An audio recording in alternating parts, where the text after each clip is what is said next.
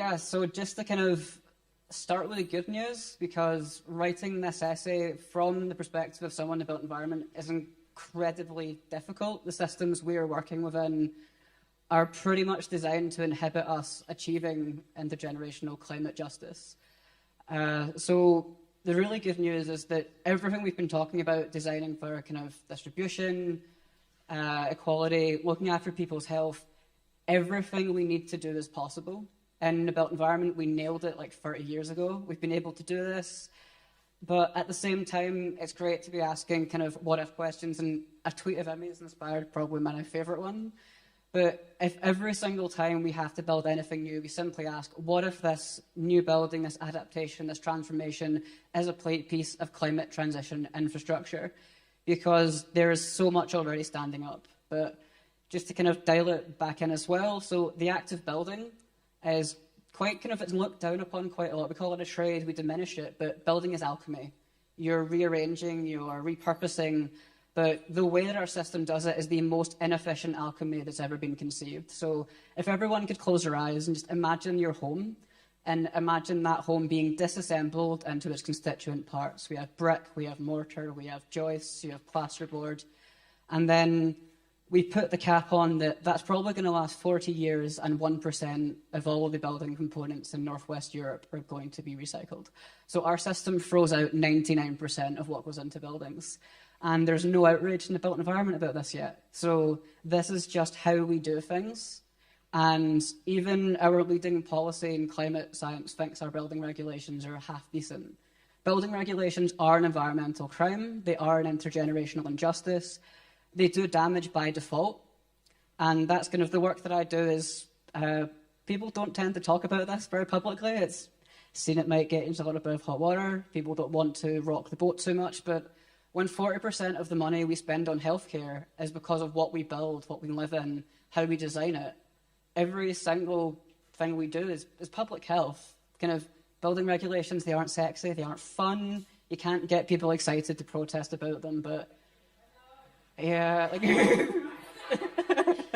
please do, we're struggling. But it's energizing people to see that we have so much more agency than we're ever taught. So I spent 5 years in architecture school and not once was I asked to use my imagination. So the people who are designing your homes, who are designing the infrastructure, they've never been asked to imagine the future other than they've been taught it.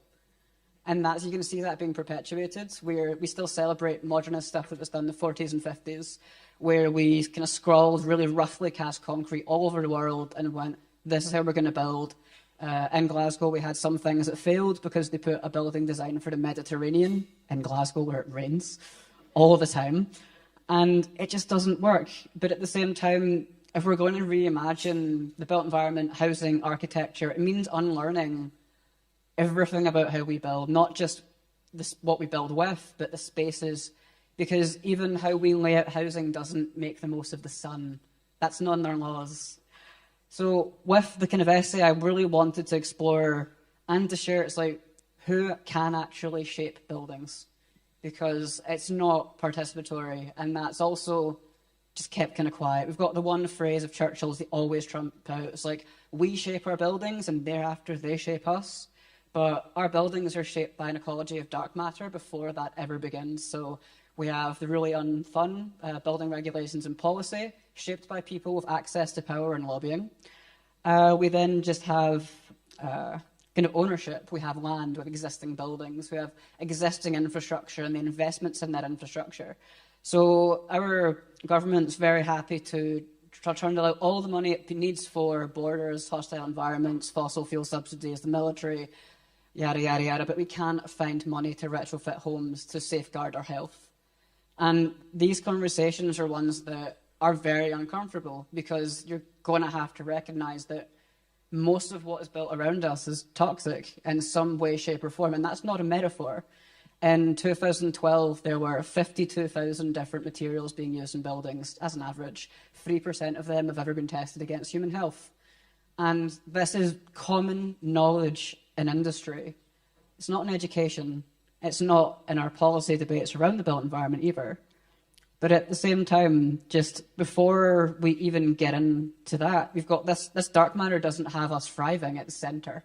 So until the way our laws are designed around the built environment, until thriving is put before profit, we are going to have repeats of catastrophes time and time and time again, because that's not the center. Like, life is not at the center of what we're investing so much time and resource in. But then I'm not going to deep dive into, like, we've had a really incredibly well set out of the climate science, where we are, but that's incredibly hard information that don't have to dive into. But what we build has such a huge impact beyond us. But in places like the UK, we don't see the externalities of that.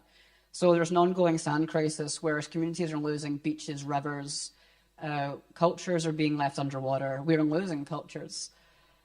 But at the same time, there's a really quite blunt quote from Amanda Sturgeon's fantastic essay called Buildings Designed for Life. It's part of the All We Can Save anthology.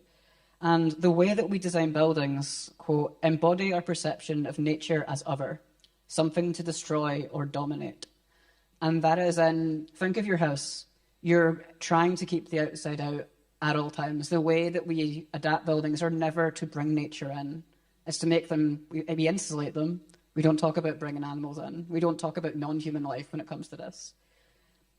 But then at the same time, we have had these reports saying, look, this is the science, here's what you've got to do. So we were told in 2018, there was that special report on 1.5 degrees, the one where everyone, like, very, very reasonably absolutely lost their shit at, because we were told we have these 12 years. So every government in the world was told that by 2020, all of our new buildings need to be fossil-free, no fossil fuels, near zero energy. And that's totally possible. That has been possible for about 30 years. There's not one government on earth who has that as their minimum standard yet. And again, there is no outrage, because it's just kept in the rooms and industry and policy. It's affecting our homes, it's affecting our health, it's affecting our environment. Lives, landscapes, and communities should be at the heart and soul of this. So in the work that I do, it's trying to create the spaces for, it's unfortunately purely in kind of professional academic. I don't get to do enough with community spaces. Some of the most fun I've had is teaching tenants unions where they can leverage more numbers to impact.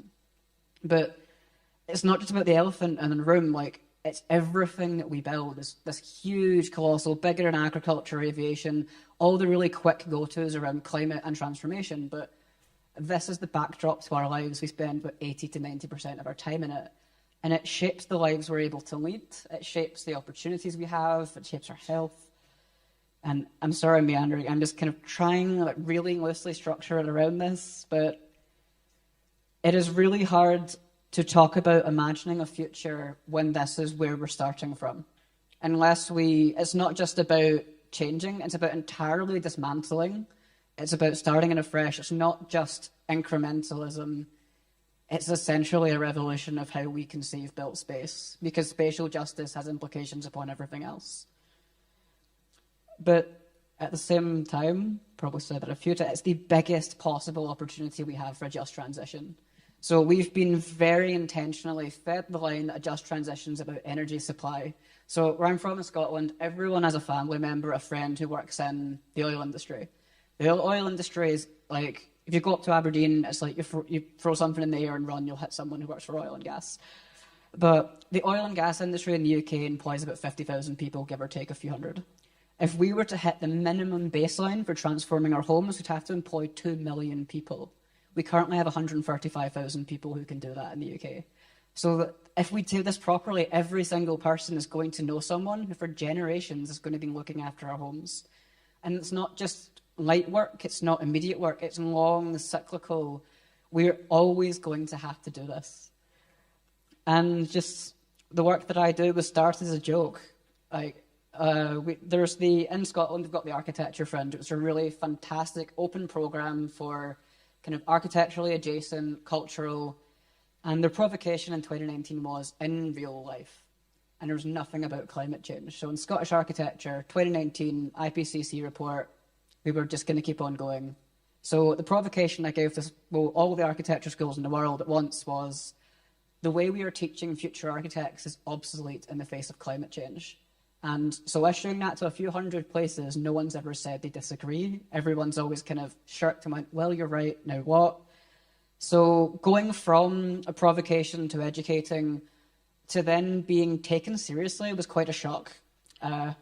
been described by a friend, Jeffrey Hart, called it a rebellious voice of common sense, which is quite succinct, and it's nicer than the first ever comment I got on an article which compared my writing to kind of hysterical screeds of doomsday cults, and was a little bit blunt. But we have this industry that's at the moment wears a badge of the 40% industry with no shame. There's zero shame in construction for being responsible for 40% of environmental harm. In the future, that could be minus 40%. We can be building with carbon, with natural materials. We can be building for health. We could flip that on its head in a decade, in 5 years if you're really ambitious. To be very fair, we have all the know-how, and that's what's so exciting about working in this space. And the radical imagination is what really reinvigorates my work and mental health when it comes to dealing with this, because a lot of it is a system that is designed to do damage. It's only going to continue doing damage until we look at every single act of building as a potential to do incredible things. It's going to just keep going the same. But just to kind of jump that. But one thing that I kind of do try and bring into that is that kind of literacy. The same way that the Doughnut gives you all these 7 ways of looking is grounding the people, anyone working in the built environment with climate literacy. But instead of having a literacy in a sense of like textbook exercise, it's an active, positive response. It's understanding that every single thing that we do has an impact, and climate change is going to change how we do everything else. Like, that's non-negotiable. The world's changing, and it's also embedding that space for the mental well-being. So creating spaces for people to verbalize, articulate, share, discuss, have those dam-bursting conversations the first time you're ever asked, what do you emotionally feel about this? And I found that even in places you traditionally think people would have been given the space for this, they've not. I had a room at a captive audience of about 100 landscape architects once, and when you ask people, like, have you ever been given the chance to verbalise how you feel about doing your work at this moment in time where you have these cascading crises from the global to the local? Emmy shares fantastic stuff about a poly crisis, which I can't get out of my head now. But it's just, we had, out of 100 people, 6 really shyly raised their hands and then put them down when saw no one else. And these are the people that deal with our landscape, our ecology. So this is something that bringing to all the work that we do is so, so vital, the emotional response and the kind of regenerative support. And the kind of, I'll try and wrap up in a couple, but it's just, a lot of it is around agency, because the way that we are taught, in not just architecture, but in all education, is that we have to wait until we've been granted permission. I don't think CIVIC SQUARE would exist if it waited for us to grant permission. Everything's just gone for it, and everyone's here. And even to put it into a quick kind of number spin, the average kind of carbon footprint for a person in the UK, which is drastically too high, just caveat, should not be a fraction of what it is, about 12 tonnes. The average large project an architect can work with, of which you can work with like 20 in a year, is about 2,500. So almost 200 times bigger impact. So you would think that if we're bringing in new people to work in this space, we're going to teach them this. We're going to inspire them, but that's still not happening. Our education system has to be reimagined as much as our economic system does, because it's not teaching people that another future is possible. But just to kind of, I'll wrap up because I think I've definitely overshot. I'm really sorry. But just with the kind of radical imagination in the place of what's possible, every single thing that we need to do to give people better lives, better jobs, to reimagine the way we live, it could be the biggest transformation since we founded the National Health Service if we retrofit our homes. And that's to scale it down. There are 28 million homes in the UK. You could be transforming lives for, it shouldn't take decades, but you could be doing that for the rest of the time we're all alive. And the kind of the place of the kind of the architects, those of us who design, who work in the built environment, is to really to be stewards. We are stewards of what's already standing up. But it's kind of inviting people and trying to pass on that knowledge, because until the dark matter that shapes our built environment is disassembled, deconstructed, set on fire a few times, and then we draw it again. Until we pick up a pencil and start again, it's going to do damage by default. We cannot do it differently with incremental change. So it's probably the only sexy call to arms possible, but until there is a huge outrage and there's public support around entirely changing everything we do, around regulating buildings, around rewriting policy, until people thriving is at the heart and soul of this and not just profit margins, that's when things can happen, and that should be an irresistible future. So when it comes to imagining a totally different future, it starts there and then it literally only gets better. So.